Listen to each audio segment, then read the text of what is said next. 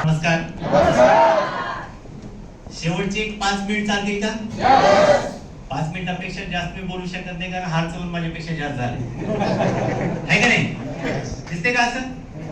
पण आशिष सरांनी सांगितले की हेच घालून बोलायचं. बरोबर आहे. तर बघा मित्रांनो, माझं नाव शफिक पटेल आहे. आज या ठिकाणी हॉलमध्ये नवीन लोक भरपूर आलेले आहेत, बरोबर आहे, आणि जुनेही डिस्ट्रीब्युटर आहेत जे काम करतात. पण नवीन लोकांना सहसा कळत नाही की इथं काय चाललंय. कळतंय का सर्वांना? नाही कळत ना? सुरुवातीला एक व्यक्ती आला, त्याने सांगितले की मोबाईल बंद करा. सांगितले का? त्याच्यानंतर सांगितलं हात तुटेपर्यंत टाळ्या वाजवा. नाही वाजवल्यावर कधी ती वेगळी. नंतर एक व्यक्ती येतो, आजारांची नावं सांगतो, भीती घालतो, बरोबर आहे ना? आणि शेवटी सांगतो पैसे कमवायचे, बरोबर आहे. त्याच्यानंतर दुसरं धिंगाणा चालू, मॅडमचा सत्कार होतो, सरांचा सत्कार होतो, शेवटी तर एका छोट्या माणसाचा मोठा घालून सत्कार होतो. काय चाललंय कळतं का? कळतं का पहिल्यांदा? नाही कळत. तर बघा मित्रांनो, मी तुमच्या सोबत येणाऱ्या 5 मिनिटांमध्ये माझा सुद्धा या सिस्टमचा अनुभव शेअर करणार आहे. तर तुम्ही ऐकणार सर्वजण म्हणलं, भरपूर काही गोष्टींचा या ठिकाणी शेवटच्या टप्प्यामध्ये आपल्या डोक्यामधून क्लिअरन्स भेटेल. त्याचा हा फायदा आहे. तर तुम्ही ऐकावं अशी माझी इच्छा आहे. तुम्ही ऐकणार, कारण तुम्हाला बाहेर जाऊ देत नाही. तिकडे लेडीज गँग, इकडे जेंट्स गँग ताबूनच आहे.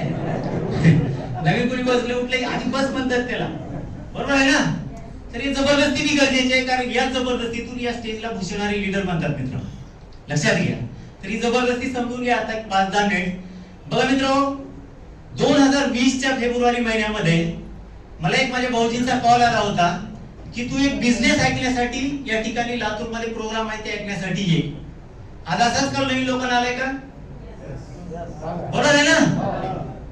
मग मी विचार केला की भाऊजींनी नवीन काय चालू केले, कारण ते ऑलरेडी जिल्हा परिषदला शिक्षक आहे. आणि कन्फर्म करण्यासाठी मी माझ्या ताईला कॉल केला की काय चाललंय, कारण काय चाललंय साहेबांचं मुलाला माहित नाही, मॅडमला, बरोबर आहे ना? मग माझं योग्य ठिकाणी कॉल गेला ना, आणि यस म्हणलं. तुम्हाला काय वाटतंय? आपले मी तिकडेच आहे सगळं दप्तर. म्हणजे ताईला विचारल्यानंतर ताईने सांगितलं की मागच्या 5-7 दिवसापासून पुण्याच्या एका सर सोबत कॉन्टॅक्ट चालू आहे, काहीतरी व्यवसाय चालू करण्याचं बोलतात, काय आहे माहित नाही, तू जाऊन बघ, चुकीचं असलं तर मला मी सांगते. लक्षात येते? मग मी म्हणलं ठीक आहे. भाऊजींना सांगितलं मी येतो. आणि येता भाऊजीचं एक म्हणणं आलंय की आपले एक जुने सहकारी मित्र आहेत, ज्ञानेश्वर जोशी साहेब, त्यांना घेऊन ये. इथंच रिलायन्स कॉलेज माहिती आहे तुम्हाला, त्याच्या पुढे त्यांचं घर आहे जोशी साहेबांचं. मग मी काय विचार केला, जोशी साहेब का बरं? बालाजी काहीला मी घेऊन, लहानपणीचा मित्र आहे माझा, इथं आहे बघा कुठे बसले बालाजी, बरोबर आहे ना? सगळेजण बिझनेस माइंडेड. आम्ही भले लाईफ मध्ये काही करत नव्हतो, पण बिझनेस माइंडेड होतो. माझं दुकान ट्युशन एरियामध्ये बालाजी टाईल्सचे चांगले कामं करायचा, आणि जोशी साहेबांचा रिअल इस्टेटचा बिझनेस होता. मग आम्ही तिघं त्या दिवशी मीटिंग मध्ये गेलो. मीटिंग मध्ये गेल्यानंतर जोशी साहेबांना अगोदर सांगण्यात आलं होतं, काही चुकीचं असलं तर तुम्ही ऑब्झर्व करा, कारण त्यांचं वय त्यावेळेला 52-53 होतं. मग जोशी साहेब तिथे गेलो आम्ही. हनुमान चौकामध्ये एका हॉटेलमध्ये प्रोग्राम होता. चढताना जोशी साहेबांनी बघितले की सगळे कोर्ट मध्ये होते. जोशी साहेब म्हणले, लफडाय बर का राजू, सांभाळून, कारण सगळे कोर्ट मध्ये दिसतात. एक तर वकील कोर्ट मध्ये राहतात, नाही तर चुकीच्या कंपनीचे लोक कोर्ट मध्ये येतात पैसे दाखवायला. जोशी साहेबांना म्हणलं मग कसं करावं? त्यांनी म्हणले अगोदर ते चिवडा आणि खारा घे आणि खाऊ. तिथंच बालाजीने खारा आणला, मी चिवडा घेतलो. जोशी साहेब खात म्हणले थांब जरा एक राऊंड मारून येतो. त्याला चलता येत होतं, असं चालायचे ते थोडस. तर त्यांनी ऑब्झर्व केलं. त्यांनी सांगितलं ठीक आहे आलोय ना, बसू चला. मग आम्ही तुमच्यासारखं असं येऊन बसलो, पण कोपऱ्याच्या सीट मध्ये, कारण आमच्याकडे खारी मुरी होती. आणि इथं सुरुवातीला जो व्यक्ती आला तो श्यामसरांसारखा बोलला, मोबाईल बंद करा, टाळ्या वाजवा. जोशी साहेब म्हणले आपल्याला तर वाजवायचा प्रश्नच येत नाही, आपल्या हातामध्ये खारी मुरी आणि चिवडा आहे, चल आपलं. बालाजी दोघांना म्हणाले तुम्ही शांत बना, तुमच्यामुळं निजाम सर मला फजित करतील शेवटी, कारण त्यांनी थांबून इकडे तिकडे बघायचे. अशा कंडिशन मध्ये आम्ही हा प्रोग्राम अटेंड केला. प्रोग्राम मध्ये पहिल्यांदा आम्ही मोबाईल बंद केल्यानंतर जी माहिती चालू झाली मित्र हो, तर त्या माहितीमध्ये असं सांगण्यात आलं की या कंपनीचे प्रोडक्ट्स आयुष मिनिस्ट्री सर्टिफाईड आहेत. तुम्हाला सांगितले का? त्याच्यानंतर ऍग्रीचे प्रोडक्ट त्यांनी दाखवले, पण त्यावेळेला G75 मध्ये नव्हते, 35 मध्ये होते. नावं वेगळे होते, प्रोडक्ट बरे वाटले, पण प्रोडक्टच्या नंतरचा कार्यक्रम आवडला नाही. प्रोडक्टच्या नंतर त्यांनी काय म्हणले, 10,000चे प्रोडक्ट घ्या आणि आता कमवलेले लोक बघा. मग पहिल्यांदा ईगल आले, टायगर आले, टीसी आले, झेडटीसी बोलले, एसटीसी बोलले, एक आरटीसी बोलला आणि त्याच्यानंतर आम्हा सर्वांचे महागुरु तात्यासाहेब वेगळे सर बोलले आणि तात्यासाहेब वेगळे सर बोलले, मागच्या 7 वर्षापासून मी हा व्यवसाय करतो, माझं या व्यवसायातलं आठवड्याचं इन्कम 2,10,000 आहे. आठवड्याचं कितीचं? त्यावेळेला जोशी साहेब म्हणले हे चुकीचं नाही, चुकीचं आहे राजू म्हणले, बाकीचं सगळं बरोबर आहे पण हे चुकीचं आहे. त्याच्यानंतर आम्ही खाली आलो आणि आम्हाला तात्यासरांची भेट झाल्यात आली. भेट झाल्यानंतर तात्यासरांनी सांगितले तुम्ही संध्याकाळी काहीच बोलायचं नाही, तुम्ही निजाम सरांची मेहून यावं ना. म्हणलं हो सर, 10,000 रुपये घेऊन यायचं, बाकी काहीच ऐकत नाही मी. आणि त्याचा ऍटिट्यूड असाच आहे, जुन्या लोकांना जॉईन लोकांना माहित आहे, तात्यासर असंच बोलतात ना, मला काही सुद्धा माहिती नाही, तुम्ही संध्याकाळी 10,000 रुपये घेऊन यावं. ठीक आहे सर म्हणलं. जोशी सरांना गाडीवर बसल्यानंतर मी माझी एक व्यथा सांगितली, जोशी सर मी तिथं कशाला आलो तुम्हाला माहित आहे का? जोशी सर म्हणले कशाला? म्हणलं 2 महिन्याचं भाडं राहिलं दुकानाचं आणि 1 महिन्याचं तरी भाडं द्यावं अशी माझी इच्छा आहे. आणि मी गेलो होतो भाऊजीला उपचार घ्यावं मीटिंग झाल्यावर आणि भाडे घेऊन यावं. ते उलट झालं म्हणलं, मी याला पैसे मागायला गेले आणि मला पैसे मागतायत आता. आम्ही तिथून आलो असं सर्वजण, तुळजाई हॉटेल आहे ना, त्या तुळजाई हॉटेलवर बसलो आम्ही चहा पिण्यासाठी, बालाजी, मी आणि जोशी सर. जोशी सरांनी म्हणले एवढ्या मोठ्या माझ्या करिअर मध्ये मी नेटवर्क मार्केटिंगच्या लोकांना फसवणाऱ्या भरपूर कंपन्या बघितल्या आणि आता मी फसणार नाही. आता गुगल काढा. आम्ही काय काढलं?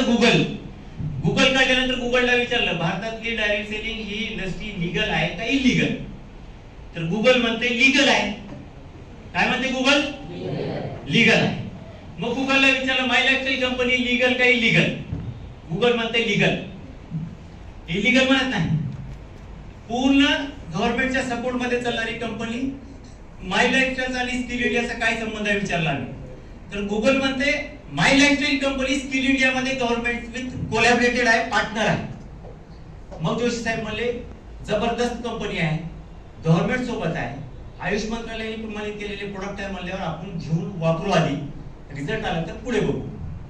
आणि त्यांनी गेले, लगेच पळत जाऊन घरातून 10,000 रुपये घेऊन आले. जवळच घर, गाडीवर गेले आणि 10,000 घेऊन आले. बालाजीला माझ्या मते ताईला थायरॉइडचं औषध घेण्यासाठी 6,700 रुपये आणलं आणि माझी तारांबळ उडाली. मी दोघांना काय म्हणलं, तुम्ही पैसे आता जमा करू नका, थांबा संध्याकाळपर्यंत थांबा. मग त्याच्यानंतर हे दोघं थांबले आणि 7 वाजता तात्यासरांचा आम्हाला वेळ भेटला. त्या वेळेपर्यंत मी आणि बालाजी पैसे बघत होतो. बालाजी म्हणाले सर माझा आयडी राहू द्या, तुमचाच मारा, आधी माझे पैसे तुम्ही वापरा म्हणायचं. बालाजी मला असं नाही, बालाजी करू तर सोबत करू नाही तर नको. बरोबर आहे. आणि एक मित्र भेटला बालाजीला, घोडके साहेब का बालाजी, हा नाव आठवणीत आहे बघा. त्या माणसाने आम्हाला 10,000 रुपये दिले. 15% 10,000 रुपये घेऊन मी जॉईन झालो. किती टक्क्याने? किती टक्क्याने? 15%. प्रोडक्ट घेतले, वापर चालू झाला, प्रोडक्ट आवडायला चालू झाले. 8 तारखेला 1,000 लोकांचा मोठा प्रोग्राम त्यावेळेसच्या औरंगाबादला, आताच्या संभाजीनगरला जाऊन आम्ही अटेंड केला. भयानक. तिथे गेल्यानंतर लोक शाळ झाले. 72 वर्षाची बाई म्हणली महिन्याला 1 लाख रुपये माझ्या लाईफस्टाईल मधून इन्कम आहे. किती वर्षाची? तर जोशी साहेबांना मी म्हणलं तुमचं वय किती आहे जोशी सर? जोशी सर म्हणले आपण मागा 20 वर्ष, काय अर्थ नाही, आपण रिकम. बरोबर आहे. आणि हे सगळं वातावरण असं हळूहळू बघताना आम्ही पॉझिटिव्ह होत होतो, काम चालू करण्याचा प्रयत्नही करत होतो. अशामध्ये 21 मार्च 2020 ला लॉकडाऊन आला. माहित आहे का? लॉकडाऊन आल्यानंतर 5-6 महिने 7 महिने मला घराकडे बसावं लागलं. पण हाफ लॉकडाऊन लागल्यानंतर मात्र तुम्हाला माहिती आहे का, अर्ध लॉकडाऊन लागलं होतं नंतर, है ना, लागलं होतं ना. आणि तिथून पुढे कोरोनाचे पेशंट जास्त वाढत होते. बरोबर आहे. लॉकडाऊन कमी केलं तर पेशंट वाढत होते. त्या टाइमाला मित्र हो, हे सगळे कोटवाले जे लोक तुम्हाला जुने दिसतात आणि मी त्याच्यामध्ये, या सर्वांनी मिळून जवळपास 3,500 ते 4,000 कोरोनाचे पेशंट माझ्या लाईफस्टाईलच्या प्रोडक्टून बाहेर काढले.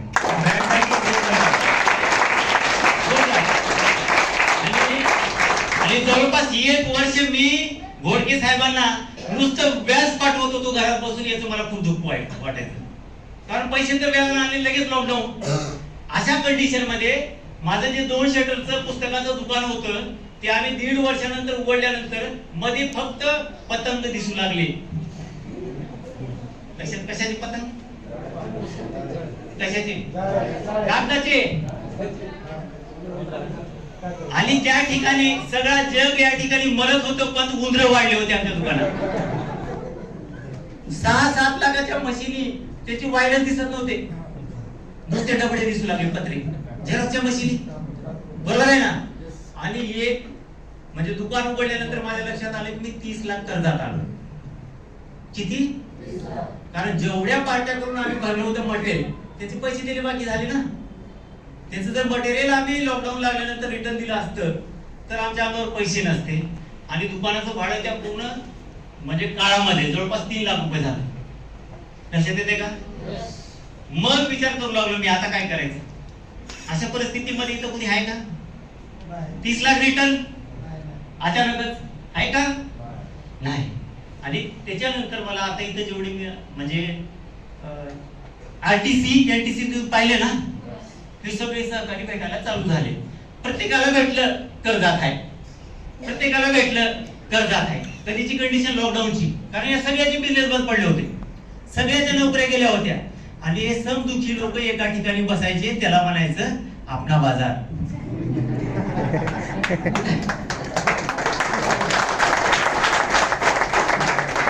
काय माहितीये का? माय लाईफस्टाईलची शॉपिंग.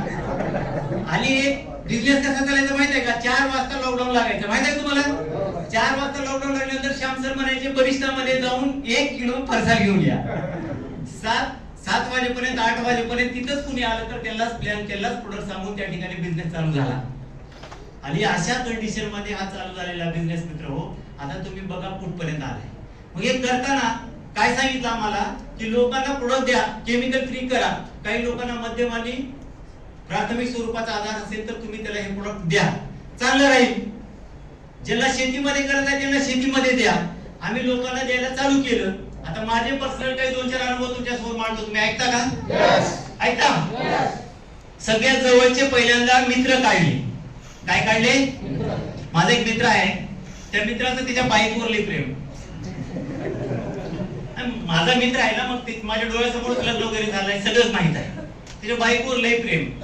मी काय विचार केला, माझ्यासारखा लॉकडाऊन मध्ये प्रॉब्लेम मध्ये आलेला माणूस आहे, यानं सुद्धा कुठून तर 5-10 हजार रुपये ऍडजस्ट करेल आणि त्याच्यानंतर हा माझ्यासोबत व्यवसाय करेल. मग त्याला काय म्हणलं, मित्रा तू अगोदर बहिणीला लग्नाच्या बोलायचा, मला माहित आहे मी सोबतच राहत होतो. तू काय म्हणायस त्यावेळेला बहिणीला बोलताना? लग्न झाल्यानंतर चंद्र आणतो, तारे आणतो. तू बाकीचं सोड, तुला बोललाय बहिणीसाठी आहे ना एक ऍक्टिव्हा आण आणि त्याच्यासाठी पैसे कमवतो, लॉकडाऊन मध्ये फसलाय पुरता. बरोबर आहे ना? तर मी तुला एक व्यवसाय देतो. तर काय म्हणलं माहित आहे का? तुझ्या बहिणीला काय देतो मला माहित नाही, तुझ्या कानाखाली दिली तू निघलाय. बरोबर आहे? आताची कंडिशन काय माहित आहे का? त्याला रोजच बहिणीला कानाखाली मारायला आणि ज्या दिवशी याला नाही मारले त्या दिवशी वहिनी मारते. ते शेतीचं बघून पहिला प्लॅन आहे माझा. बालाजीला माहित आहे, नाव नाही सांगणार मी त्या माणसाचं. लक्षात घ्या. हे झालं असे काही लोक. त्याच्यानंतर दुसरं अजून प्लॅन दिला, असं दाखवायचं मी हे तुमचा आयडी ORG1 मध्ये 1 व्यक्ती आला, 2 मध्ये 1, 10-10 हजारानं तुम्हाला 900 भेटतात. तर भरपूर लोक म्हणायचे 10,000 येडेस का? तू माझा लहानपणीचा मित्र आहे, मी तुझ्याकडून 50,000चं घेतो, फक्त खालचे 2 तू आण.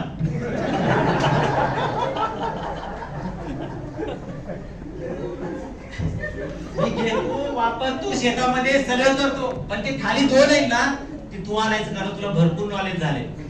मग मी बसले बसले विचार करायचं, मीटिंग मध्ये, ट्रेनिंग मध्ये किंवा युट्यूबला झूमला सांगतात ती टीम नाही वाढली तर या ठिकाणी पैसे नाही येणार. बरोबर आहे का नाही? नवीन लोकांना भविष्यात कळेल आणि इथे कळालं असेल ट्रेन मध्ये टीम वाढली तर पैसे येतात, आहे ना? बरोबर आहे? मी बसले बसले विचार करायचं, माझा मित्र दिसायला सुंदर आहे, बरोबर आहे, पण ह्याला जर का टीमच नाही वाढली तर आपला काही भविष्यात फायदा आहे का? नाही ना? मग मीच विचार करायचं, हे दिसायला लई गोंडस आहे, लई गोरपान आहे, पण गाढवाचं पिल्लू आहे. कारण हे पुढे पळणार नाही, घोडा नाही. मग त्याला म्हणायचं तू वापर, नीट राहा, तुझं आणि तुझ्या फॅमिलीचं आरोग्य चांगलं ठेव. काही लोकांना शेतीमध्ये प्रोडक्ट सांगायला गेल्यानंतर ते म्हणायचे हिची पॅकिंग एवढी छोटी का बरं आहे, टाकायचं कसं? आता गव्हर्नमेंट 2030 ला ते सगळं बंद करणार आहे म्हणून 50 किलोचं, मग कसं टाकायचं? आता ज्ञान असल्यामुळे लोक या बिझनेसला कधी बिझनेस समजतच नाहीत. काही लोक स्कीम समजतात, काही लोक माणसं पकडायचा धंदा समजतात. बरोबर आहे का? समजतात का नाही? काही सोयऱ्याच्या गावामध्ये मी गेल्यावर त्याच्या घरातले जेंट्स लोक बाहेर जात होते. स्वागतासाठी लेडीज, चालायला लेडीज, चहा लेडीज, सब लेडीज, हाकलून द्यायला मी लेडीज. आणि मी जाता जाता स्वतःला जय बालिस्टर.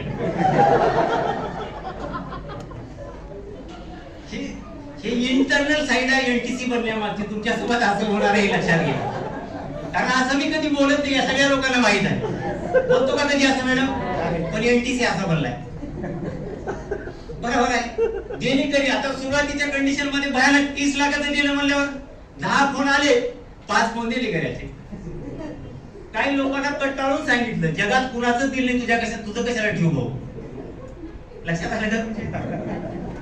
जगात मी कुणाचेच पैसे दिले, तुझे तर ठेवण्याचा प्रश्नच येत नाही. आता त्याला काय वाटलं की त्याला जाता जाता मला चहा पाजून गेला. इथपर्यंतच्या कंडिशन. श्याम सरांना भरपूर गोष्टी माहिती आहेत माझ्या, यशा सरांना माहिती आहे, आशिष सरांना माहिती आहे. बरोबर आहे ना? पण या सगळ्यामध्ये तुम्ही एक विचार करा, जर का माय लाईफस्टाईल मध्ये मी त्या दिवशी 10,000 रुपये वाचवले असते आणि तात्या सरांनी, निजाम सर, श्याम सर म्हणा, आमचे सहकारी जे काही आहेत, यांच्या सोबत मी या व्यवसायात टिकलो नसतो तर मला काय करावं लागलं असतं? साठी जोरदार आहे. आणि तुम्हाला आनंदाने सांगतो, आज असाच विचार करतो मी. पण विचार त्या दिवशी काय झालं, 400-500 रुपये जे वीज घेण्यासाठी लागते ते बी नव्हते. आता एखाद्याच्या गाडी समोर जावं तर ते बिचारे त्याच्यावर पोलीस केस लागून ते लोकच कशाला वाटवून. आणि अशा कंडिशन मध्ये माय लाईफस्टाईल चालू झाला मित्रांनो. जेवढ्या लोकांना पहिल्या टप्प्यामध्ये आम्ही बोलत होतो त्या लोकांनी या व्यवसाय करण्यासाठी होकार दिलेला नाही. कारण भारतीय समाजामध्ये डायरेक्ट सेलिंग हा व्यवसाय आहे हे सांगतच नाहीत कोणी. बरोबर आहे का नाही? तर माझ्या गावामध्ये माझा एक मित्र होता लहानपणीचा, त्याचं हॉटेल होतं. 5 वर्ष चालवलं त्यानं, हॉटेल बंद केलं. त्याच्यानंतर त्याने कोथिंबीरचा व्यवसाय चालू केला. दुसरा एक मित्र होता, त्यानं दुसरं हॉटेल टाकलं गावामध्येच. 5 वर्ष चालवलं त्यानं. त्याच्यानंतर आयशर टेम्पो घेतला. पण त्याच्यानंतर गावात एक हॉटेल टाकणारा व्यक्ती असा जन्मला ज्यानं 15 वर्ष कंटिन्यू हॉटेल चालवल्यानंतर 1.5 एकर जमीन घेतलं. आता मला सांगा, पहिले 2 धंदे ज्या लोकांनी केले तो धंदा खराब आहे का लोक खराब आहेत? तसंच आहे डायरेक्ट सेलिंग मध्ये. लोक सिरियसली समजून घेत नाही. जसं मार्केटमध्ये 50 ते 60% लोक धंद्यामध्ये फेल होतात, तसंच डायरेक्ट सेलिंग मध्ये चुकीची कंपनी झाल्यानंतर तोंडावरच पडावं लागतं. आणि ते तोंड कोणाला दाखवण्याची लायक राहत नाही. म्हणजे चुकीचं कंपन्या, चुकीच्या कंपन्या, चुकीचे लोक हे चॉईस कोण करतंय? मग चूक कोणाची आहे? चुकीच्या कंपनीमध्ये काम करणं म्हणजे चुकीच्या लेडीज सोबत लव्ह मॅरेज करण्यासारखं आहे. जिंदगीभर चपला पडतात. तसंच आहे, तसंच आहे. म्हणजे चुकीच्या कंपनीमध्ये तुम्ही जाताय का? वर 2016 मध्ये गव्हर्नमेंटनी गाईडलाईन दिली ना, तुम्ही त्याच्यामध्ये कंपनी बसती का चेक करा. 2022 मध्ये 21 मध्ये गव्हर्नमेंट जो कायदा बनवला त्या कायद्यामध्ये कंपनी बसती का चेक करा. आता याच मागच्या महिन्यामध्ये, याच महिन्यामध्ये ना ग्लोबल बिझनेस समिट झालं. सर, ग्लोबल बिझनेस समिट म्हणजे इंटरनॅशनल लेवल मध्ये जेवढे राष्ट्र आता मोठ्या व्यवसायाच्या दिशेनं, प्रगतीच्या दिशेनं वाटचाल करत आहेत, त्यांचं समिट, त्यांचे मंत्री, त्यांचे परराष्ट्र मंत्री सगळे एका ठिकाणी आले होते भारतामध्ये. आणि या ग्लोबल बिझनेस समिटचे हेड भारताकडे होतं. भारताचे जे पीएम आहेत नरेंद्र मोदी साहेब, हे त्या समिटचे हेड होते, चीफ गेस्ट होते. कारण भारत हा सध्या व्यवसायामध्ये झपाट्याने वाढतोय असं सगळ्या जगाचं म्हणणं आहे. आणि त्या ग्लोबल बिझनेस समिटचा स्ट्रॅटेजिक पार्टनर कोण आहे? माय लाईफस्टाईलचा इलिमेंट्स ब्रँड आहे.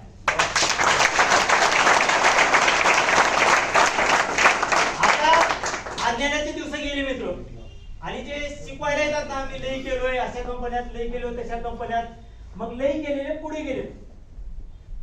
ज्या व्यक्तीमध्ये अज्ञान आहे ना, त्या व्यक्तीला हा व्यवसाय कळत नाही. आणि ज्या व्यक्तीला फ्युचरचं वेळ आहे, कशाचं? भविष्याचं. कारण 5 वर्ष अगोदर आम्ही काय बघून टिकलो या व्यवसायामध्ये, तेवढं कर्ज असताना काय बघितलं असेल? फक्त फ्युचर. आणि त्या फ्युचरमुळे प्रत्येक दिवशी काम केलो आम्ही. किती अडचणी किती आळस राहू द्या, जसं एक व्यावसायिक प्रत्येक दिवशी थोडाफार तरी दुकानामध्ये काम करतो जाऊन, तसं आम्ही डे 1 पासून या बिझनेस मध्ये सिस्टमॅटिकली काम केलंय. आणि लोक जुळल्यानंतर जेव्हा बहाणे द्यायचे तेव्हा मी निजाम सरांना किंवा तात्या सरांना कॉल करायचे आणि त्याला विचारायला, सर हे कामच करायला गेले होते, काय म्हणायचे माहिती का तिकडून, तात्या सर गडबड नाही हो, त्याला संडास काढले, अजून त्याला संडास काढले काय म्हणायचे, त्याला संडास काढले. एखादा विषय बोललो, सर हे मला 2 दे म्हणते खाली आणि हे करत नाही सध्या, त्याला संडास काढले.